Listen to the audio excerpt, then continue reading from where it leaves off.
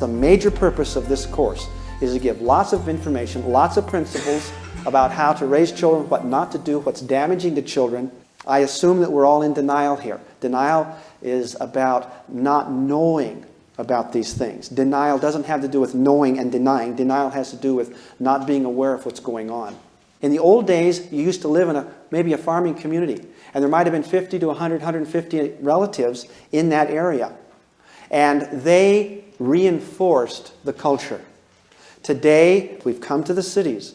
You don't have uncles and aunts reinforcing what mom and dad think. Families almost isolated in the middle of this huge population. A few years ago, a young man that was 18, he knew how to hunt, how to fish, how to plow the field, how to milk the cow. Is that true? He knew how to get married and raise a family by 18. And a girl that was 16, 18, did she know how to survive? She knew how to survive. She could churn the butter, she could sew, and she was ready to bear children. Give the guy some ground and a mule, and he could go farm, couldn't he? And if the kid did something wrong in town, everybody in town knew about it. And later on, even in these rural communities, small towns, even when they had cars, you'd go cruising and do something wrong. Before you got home, your folks had been told by somebody that saw you, and you were in trouble already. Here you can get lost here. Does this make sense to you? Now what I'm saying is that traditional values are no longer reinforced by the extended family. The extended family, in many cases, is non-existent. Before, this little boy had uncles and grandpas and a dad to learn how to be a man and what was important and what the values were. We have lost that, and with that, we've lost tons of validation, tons of support for the mom and dad. Instead, mom and dad have something like 200,000 murders on the TV coming in. They got everything in the world, these movies, these rock concerts, everything battling against the old-time values, okay? The traditional family values. So the children and the family are being torn away. It's of epidemic proportions. And these kids are really unprotected by the family shield. There's not that family loyalty anymore. And kids can do things and everybody doesn't know who they are or John's son or whatever. Let me read a couple things to you. In America today, 55% of the teenagers living in single-parent households live at the poverty level. All right? Listen to these. The number of teen suicides has doubled since 1970. The school dropout rate is as high as 60% in many major U.S. cities. The number of 15-year-old girls who are sexually active has doubled since 1990. 60% of all high school seniors say they have drunk alcohol in the last 30 days.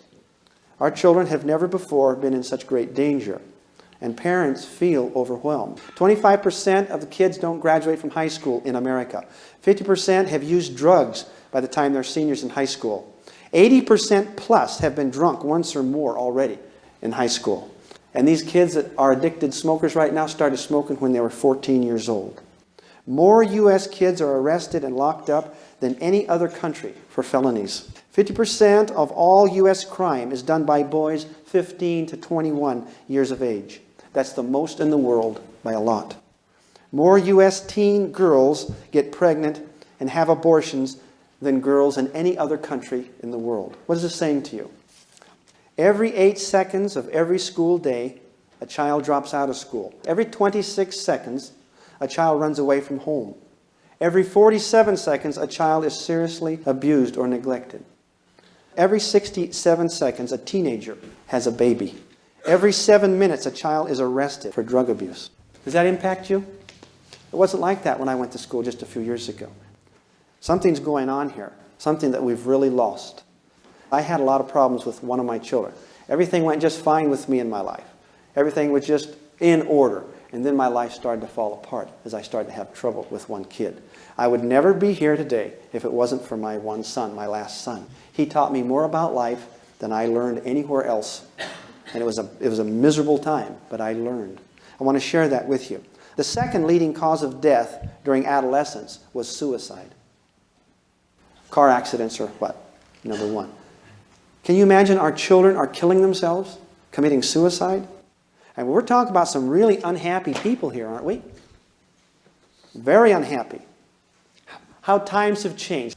I want to tell you that it's not just me standing before you that has trouble raising kids. That this is all over the country.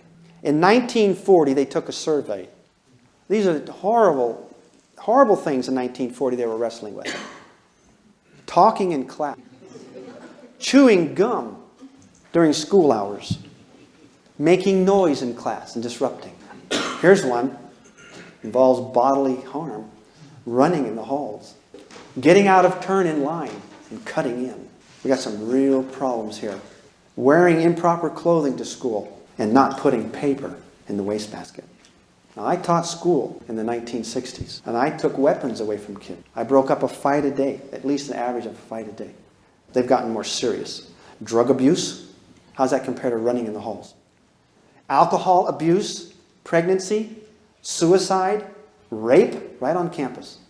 Robbery, assault, burglary of the schools, arson of the schools, bombings of the schools, murder, absenteeism, vandalism, extortion, gang warfare, abortion, and venereal disease.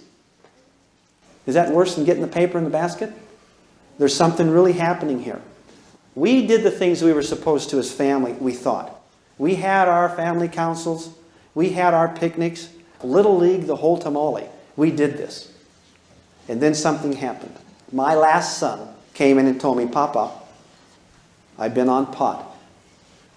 And I thought, well, let's work it out. And he thought, gee, I thought you were going to kill me. Really beat me up or something. And I said, why would you think that? Not knowing anything about this at that time, being very naive, we sat down and discussed it, and we decided he wasn't going to have any more. All right? Isn't that good? Wouldn't you all decide that? Absolutely. And that was the end of it. I didn't come to for another 3 months, but he was hooked in there, and he was starting to get hooked on other stuff. And I was frightened because I did all the stuff I was supposed to do. And I thought if you did all the stuff you were supposed to do, that everything would be okay. Well, I heard that taught all over. If you did what you were supposed to do, and you were where you were supposed to be, and you taught your kids right, and you set a right example, and you didn't get drunk on the weekends, you didn't drink, and you didn't do these things, that your kids would be okay. How many have heard that? Do you believe it? You used to? And if you were a good parent, your kids would come out okay. And if you weren't a good parent, your kids wouldn't come out okay. There's another factor in here. Because I've talked to parents that feel very, very guilty about what their children do, even after they've taught them and loved them and done the best they could. And that's one of the things we need to do in here is unhook some of that guilt, because you don't need that. But I started going through hell, and you cannot imagine what my life was like. The police were involved, and he was picked up for burglarizing. He was into drugs. I could not believe that this was happening to me. I told the first one, drugs will kill you. And they said, okay, Daddy. I'm going to take them? No. I told my oldest daughter, drugs will kill you, sweetheart. Don't take drugs. Okay, Daddy. And then the next one comes along. I say, son, don't take drugs. See your sisters and brothers, they're okay. And he says, hey, it's my life. I'll do what I want to do. I says, wait a minute, you didn't understand me. This stuff will kill you. And he said, I'm going to do what I want to do. Get out of my face. This is my life, and I want to do what I want to do. And boy, I want to tell you, that was a hard way to go. He would be out on the streets, and I was at work, and I couldn't think about anything. Guess what I was thinking about? I was thinking about him. And I was trying to get things straight. And I said, my bottom line is, buddy, you can't have drugs and live in this house.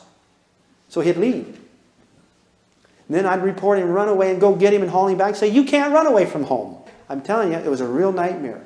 And the police were there, and there was a warrant out for him, and I found out where he was and reported him and got him picked up and put in jail. And go down there and sit there day after day while they process him, talk with the prosecution, the attorney or the DA, whatever he's called, and talk to those public defenders. And it was a nightmare. My wife and I could not believe what was going on to our lives. Our whole lives were uprooted. Our whole lives turned upside down. And I went for answers, and I went to books, and I saw contradictions in books. One book says do this, another book says do this. And I went to friends, and they couldn't help. I went all over trying to find help. I started to come to when he was in the Phoenix house. When he was in the Phoenix house in a drug program. And he was screaming at me.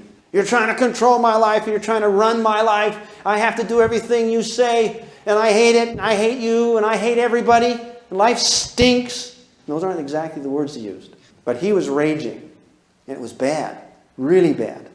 And I was saying, I beg your pardon? See, I was still into this. I'm trying to control your life. I'm controlling your life. I'm telling you what to do, right?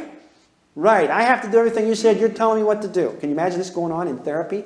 And he's saying, yeah, you tell me everything. I got to do everything you say. And I say, wait a minute. You don't do anything I say. I want you to finish your Eagle Scout. Would you do that? No. I would like you to go to school. Do you want to do that? No. You flunked out of 2 schools. Where am I telling you what to do? I don't want you to rob people. You do that. I don't want you to burglarize. You do that. I don't want you to do this. Everything I don't want you to do, you do. In other words, he does everything I don't want him to do and nothing I want him to do. Now, can you please translate that for me, buddy, and tell me how I'm controlling your life? He said, well, you would if you could. And he was right. And I would if I could. Because I was hurting so bad. I hadn't cried in many, many years, since I was 10 or 11. Because I was told, don't cry. You don't cry. Men don't cry. Men aren't afraid. Men don't hurt. So don't cry. And so I didn't cry. When I was losing my son, and he was standing there screaming at me, and all of a sudden it hit me one day. No matter what he does, I love him with all my heart and soul. And he's standing there raging at me, and I love this guy. I'm hooked right at the heart. Now this can happen to any of you. It can happen to any of you. And it will happen to some of you probably. And I think you need some ammunition. You need to know what to do.